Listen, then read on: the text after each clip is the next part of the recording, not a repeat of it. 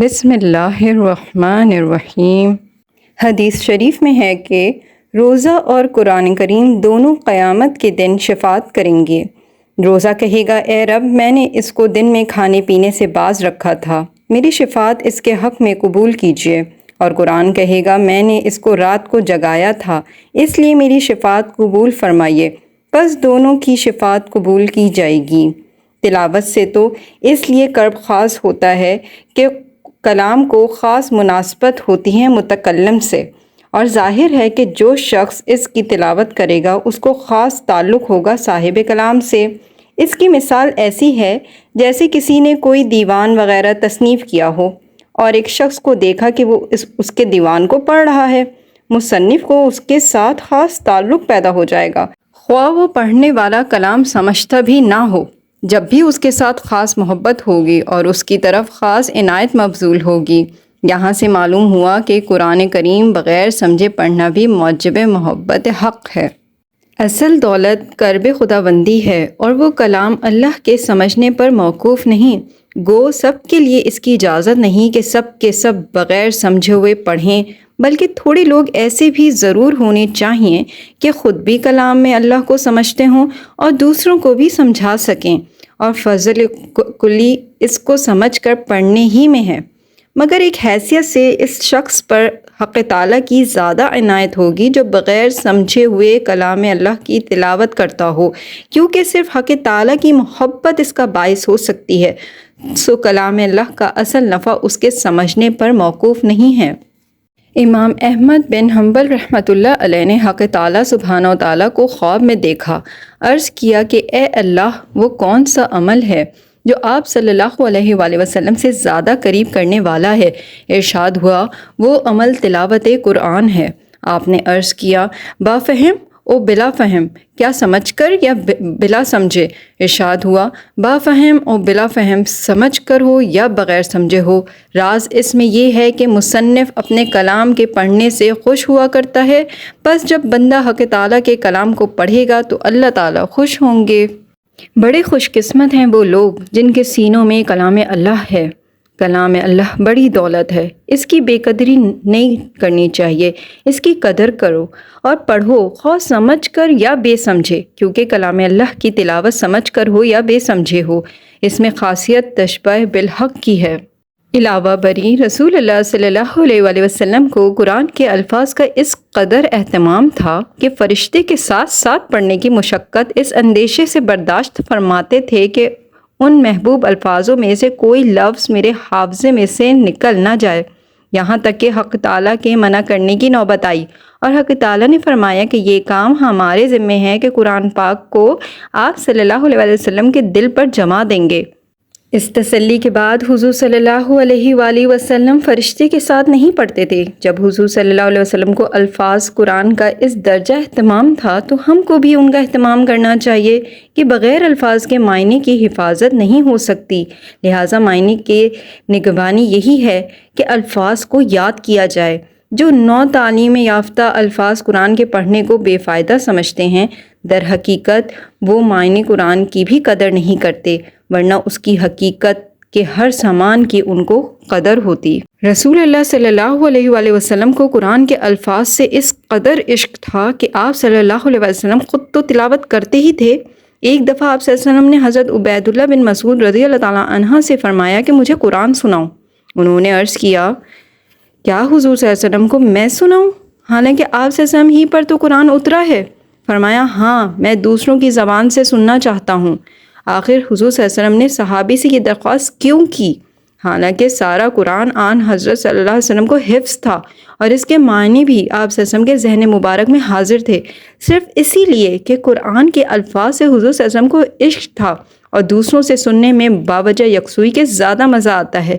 اس سے معلوم ہو گیا کہ صرف الفاظ قرآن بھی بغیر لحاظ معنی کے مطلوب و مقصود ہیں۔ صاحبوں، اس سے بڑھ کر الفاظ قرآن کا نفع اور کیا ہوگا کہ اللہ تعالیٰ قرآن پڑھنے والے کی قرأت کی طرف بہت توجہ فرماتے ہیں اور اس کو نہایت توجہ سے سنتے ہیں۔ اس سے بھی الفاظ کا مقصود ہونا ظاہر ہے، کیونکہ قرأت اور استماع الفاظ ہی کے متعلق ہے، نہ کہ معنی کے۔ بس مسلمانوں کو تعلیم قرآن اور تلاوت قرآن کا پابندی کے ساتھ اہتمام کرنا چاہیے، اور جب الفاظ قرآن مقصود ہیں تو ان کو صحیح پڑھنے کا بھی اہتمام کرنا ضروری ہے، کیونکہ جب تک الفاظ کو صحیح طور پر ادا نہ کیا جائے گا اس وقت تک وہ عربی زبان نہ کہلائے گی۔ اس واسطے شرعاً علم تجوید کا حاصل کرنا ضروری اور واجب ہے، حتیٰ کہ علامہ جزری نے فرمایا کہ جو معلم تجوید کے ساتھ نہ پڑھاتا ہو اس کو تنخواہ لینا جائز نہیں ہے۔ جو شخص قرآن کے صحیح کرنے کے لیے پوری کوشش میں لگ جائے اور کسی قاری سے حروف کی صحیح کرنے کی مشق شروع کر دے، مگر پھر بھی اس کی زبان کے اندر نقص ہونے کی وجہ سے حروف صحیح نہیں ہوئے اور قاری نے کہہ دیا کہ تم سے امید نہیں ہے کہ تمہاری زبان درست ہوگی، تو اس وقت وہ معذور ہے اور اس کو اجازت ہے کہ جس طرح بھی وہ پڑھ سکتا ہے پڑھتا رہے۔ اب اس پر غلط پڑھنے کی وجہ سے کوئی مواخذہ نہیں ہے، اور امید ہے کہ اللہ تعالیٰ اس کو وہی ثواب دیں گے جو صحیح پڑھنے والے کو دیا جاتا ہے۔ حدیث شریف میں ہے کہ ترجمہ، قرآن کا ماہر ان فرشتوں کے ساتھ ہوگا جو لکھنے والے بزرگ نیکوکار ہیں، اور وہ شخص جو قرآن پڑھنے میں اٹکتا ہے اور قرآن کا پڑھنا اس پر مشکل ہوتا ہے اس کے واسطے دوہرا ثواب ہے۔ ماہر قرآن سے وہ شخص مراد ہے جس کو قرآن خوب یاد ہو اور پڑھنے میں اس کو دشواری پیش نہ آتی ہو، اور فرشتوں سے مراد وہ فرشتے ہیں جو کہ لوح محفوظ سے اللہ تعالیٰ کی کتابیں لکھتے ہیں۔ حاصل یہ ہے کہ ماہر قرآن دنیا میں ان فرشتوں جیسا عمل کرتا ہے کہ بے تکلف قرآن کو فرشتوں کی طرح پڑھتا ہے، اور آخرت میں اس کو درجات ملیں گے، ان میں وہ فرشتوں کا رفیق ہوگا۔ اور دوہرے ثواب سے مراد یہ ہے کہ ایک ثواب پڑھنے کا اور دوسرا ثواب اس میں مشقت اٹھانے کا ملتا ہے۔ اس میں رغبت دلائی ہے کہ اٹک کر پڑھنے والے کو قرآن پاک کی طرف اس طرح پڑھنے میں بھی فضیلت اور ثواب حاصل ہے، بلکہ مشقت کے اعتبار سے اس میں زیادہ ثواب ہے۔ قرآن کریم کے پڑھنے اور پڑھانے پر بڑا اجر و ثواب ملتا ہے۔ حدیث شریف میں ہے ترجمہ، تم میں سب سے بہتر وہ ہے جو قرآن کریم کو سیکھے اور سکھائے۔ کلام پاک چونکہ دین کی اصل ہے، اس کی حفاظت اور بقا پر ہی دین کا مدار ہے، اس لیے اس کے سیکھنے اور سکھانے کا افضل ہونا ظاہر ہے۔ حضور صلی اللہ علیہ وآلہ وسلم نے فرمایا، صاحب قرآن مراد حافظ قرآن ہے کو کہا جائے گا کہ قرآن پڑھ اور اوپر چڑھ، یعنی بہشت کے درجوں پر، اور ٹھہر ٹھہر کر پڑھ جیسا کہ تو ٹھہر ٹھہر کر دنیا میں پڑھتا تھا، بس تیرا ٹھکانہ وہی ہے جہاں آخری آیت پر تو پہنچے، یعنی قرآن کی ایک ایک آیت پڑھتا جا اور جنت کے ایک ایک درجے کے اوپر چڑھتا چلا جا۔ ایک روایت میں آیا ہے کہ جنت کے درجات بقدر آیات قرآنیہ کے ہیں، بس اگر صاحب قرآن تمام قرآن پڑھے گا تو جنت کے اس آخری درجے پر پہنچ جائے گا جو اس کے حال کے لائق اور مناسب ہوگا۔ گویا ہر آیت قرآن کریم کی جنت کا ایک درجہ ہے، جتنی آیتوں کی تلاوت کرے گا اتنے درجے جنت کے مل جائیں گے۔ ملا علی قاری رحمۃ اللہ علیہ نے ایک حدیث نقل کی ہے کہ اگر دنیا میں بکثرت تلاوت کرتا رہا تب تو آخرت میں بھی یاد رہے گا، ورنہ اس وقت بھول جائے گا اور کچھ نہ پڑھ سکے گا۔ اللہ تعالیٰ اپنا فضل فرما دیں گے کہ ہم میں بہت سے لوگ ایسے ہیں جن کو والدین نے اپنے دینی شوق میں قرآن مجید یاد کرا دیا تھا، مگر وہ اپنی لاپرواہی اور بے توجہ سے دنیا ہی میں اس دولت کو ضائع کر دیتے ہیں۔ اور جو شخص قرآن پاک کے یاد کرنے اور اس میں محنت و مشقت برداشت کرتا ہوا مر جائے، بروئے حدیث وہ بھی حفاظ کی جماعت میں شمار کر لیا جائے گا۔ ایک حدیث قدسی میں ہے کہ اللہ تعالیٰ فرماتے ہیں، جس شخص کو قرآن کریم میری یاد اور مانگنے سے باز رکھے، یعنی جس کو قرآن یاد کرنے اور معنی سمجھنے اور اس پر عمل کرنے میں قرآن کے سوا ذکر و دعا کرنے کا موقع نہیں ملتا، تو میں اس کو مانگنے والوں سے بہتر دیتا ہوں۔ اور کلام الہی کی بزرگی تمام کلاموں میں ایسی ہے جیسے کہ اللہ تعالیٰ کی بزرگی اس کی تمام مخلوق پر، ایسی ہی جو شخص قرآن مجید کے ساتھ مشغول ہے اس کی فضیلت ان تمام لوگوں پر ہے جو غیر کلام الہی میں مشغول ہیں۔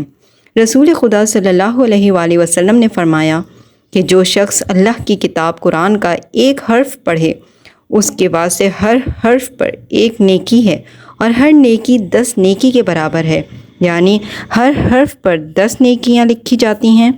پھر فرمایا، میں یہ نہیں کہتا یہ سارا الف لام میم ایک حرف ہے، بلکہ الف ایک حرف ہے اور لام ایک حرف ہے اور میم ایک حرف ہے، یعنی الف لام میم کہنے پر 30 نیکیاں لکھی جاتی ہیں۔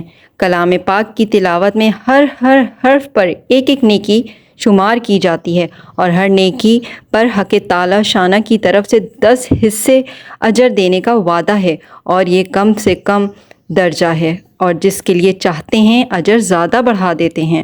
ملا علی قاری رحمۃ اللہ ناقل ہیں کہ ابو امامہ رضی اللہ تعالیٰ عنہ روایت کرتے ہیں کہ قرآن شریف کو حفظ کیا کرو، اس لیے کہ حق تعالی شانہ اس قلب کو عذاب نہیں فرمائے گا جس میں کلام پاک محفوظ ہو۔ نبی کریم صلی اللہ علیہ وآلہ وسلم کا ارشاد ہے کہ جس شخص کے قلب میں قرآن شریف کا کوئی حصہ بھی محفوظ نہیں، وہ بمنزلہ ویران گھر کے ہے، اور جو قلب کلام پاک سے خالی ہو اس پر شیطان کا تسلط زیادہ ہوتا ہے۔ اس حدیث شریف میں حفظ کی کس قدر تاکید ہے کہ اس دل کو ویران گھر ارشاد فرمایا جس میں کلام پاک محفوظ نہیں۔ تلاوت قرآن پاک سے دلوں کا وہ زنگ بھی دور ہوتا ہے جو کثرت معاصی اور اللہ جل شانہ کی یاد سے غفلت کی وجہ سے دلوں پر لگ جاتا ہے۔ کثرت تلاوت سے دل صاف اور منور ہو جاتے ہیں اور وہ مکانات بھی روشن اور چمکیلے ہو جاتے ہیں جس میں کلام پاک کی تلاوت کی جاتی ہے۔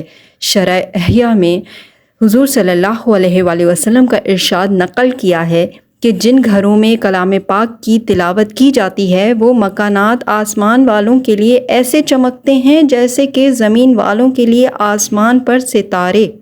اور حضرت ابو ہریرہ رضی اللہ تعالیٰ عنہ نے رسول خدا صلی اللہ علیہ وآلہ وسلم کا ارشاد نقل فرمایا ہے کہ کوئی قوم اللہ تعالیٰ کے گھروں میں سے کسی گھر میں جمع ہو کر تلاوت کلام اور اس کا ورد نہیں کرتی مگر ان پر سکینہ نازل ہوتی ہے۔ سکینہ سے مراد ایسی چیز ہے جو جامع ہے، طمانینت اور سکون قلب اور رحمت خاص کو جو ملائکہ کے ساتھ نازل ہوتی ہے، اور رحمت ان کو ڈھانپ لیتی ہے اور ملائکہ رحمت ان کو گھیر لیتے ہیں، اور حق تعالی شانہ ان کا ذکر ملائکہ کی مجلس میں فرماتے ہیں۔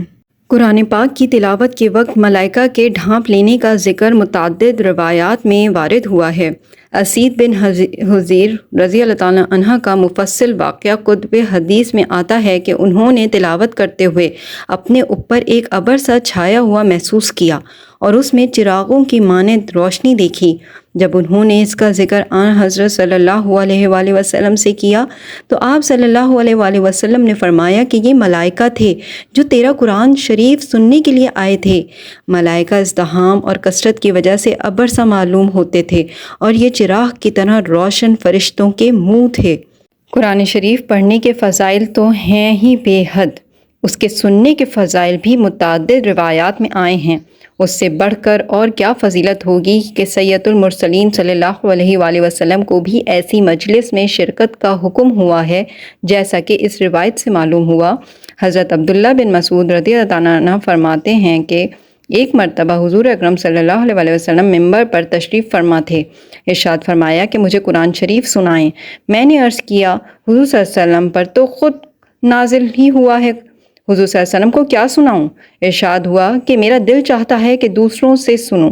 اس کے بعد انہوں نے سورہ نساء سے سنایا تو حضور صلی اللہ علیہ وآلہ وسلم کی آنکھوں سے آنسو جاری ہو گئے۔ ایک مرتبہ سالم مولی حذیفہ رضی اللہ تعالیٰ عنہ کلام مجید پڑھ رہے تھے کہ حضور اکرم صلی اللہ علیہ وآلہ وسلم دیر تک کھڑے ہوئے سنتے رہے۔ ابو موسیٰ اشعری رضی اللہ تعالیٰ عنہ کا قرآن شریف سنا تو تعریف فرمائی۔ ان روایت سے قرآن مجید سننے کی فضیلت اور ان کا ثواب معلوم ہوتا ہے۔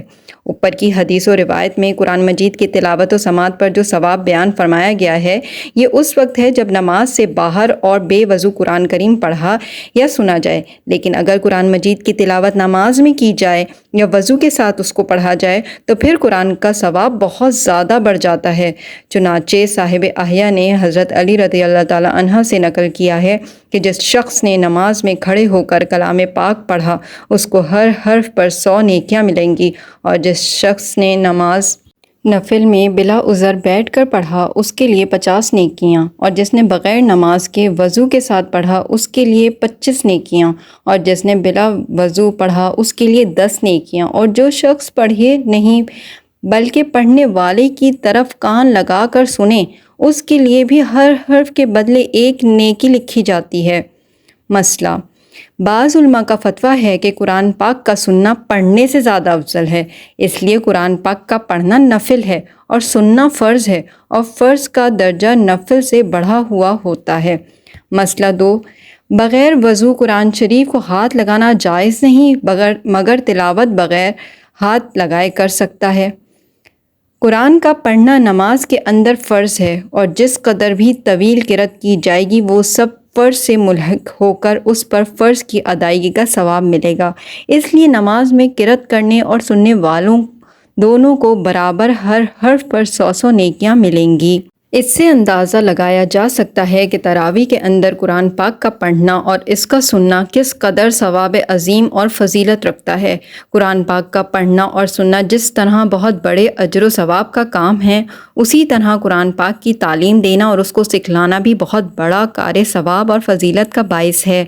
حاکم نے بریدہ رضی اللہ تعالیٰ عنہ سے حضور صلی اللہ علیہ وسلم کا ارشاد نقل کیا ہے کہ جو شخص قرآن شریف پڑھے اور اس پر عمل کرے اس کو ایک تاج پہنایا جائے گا جو نور سے بنا ہوا ہوگا، اور اس کے والدین کو ایسے 2 جوڑے پہنائے جائیں گے کہ تمام دنیا ان کا مقابلہ نہیں کر سکتی۔ وہ عرض کریں گے، یا اللہ، یہ جوڑے کس صلے میں ہیں؟ تو ارشاد ہوگا کہ تمہارے بچے کے قرآن شریف پڑھنے کے عوض میں۔ جمع الفوائد میں طبرانی سے منقول ہے کہ حضرت انس رضی اللہ تعالیٰ عنہ نے حضور اقدس صلی اللہ علیہ وآلہ وسلم کا یہ ارشاد نقل کیا ہے کہ جو شخص اپنے بیٹے کو ناظرہ قرآن شریف سکھائے اس کے سب اگلے اور پچھلے گناہ معاف ہو جاتے ہیں، اور جو شخص حفظ کرائے اس کو قیامت میں 14ویں رات کے چاند کے مشابہ اٹھایا جائے گا، اور اس کے بیٹے سے کہا جائے گا کہ پڑھنا شروع کر۔ جب بیٹا 1 آیت پڑھے گا باپ کا 1 درجہ بلند کیا جائے گا، حتیٰ کہ اسی طرح تمام قرآن شریف پورا ہو۔ حضرت معاذ جہنی رضی اللہ تعالیٰ عنہ سے حضور صلی اللہ علیہ وسلم کا یہ ارشاد نقل کیا ہے کہ جو شخص قرآن شریف پڑھے اور اس پر عمل کرے اس کے والدین کو قیامت کے دن ایک تاج پہنایا جائے گا جس کی روشنی آفتاب کی روشنی سے بھی زیادہ ہوگی۔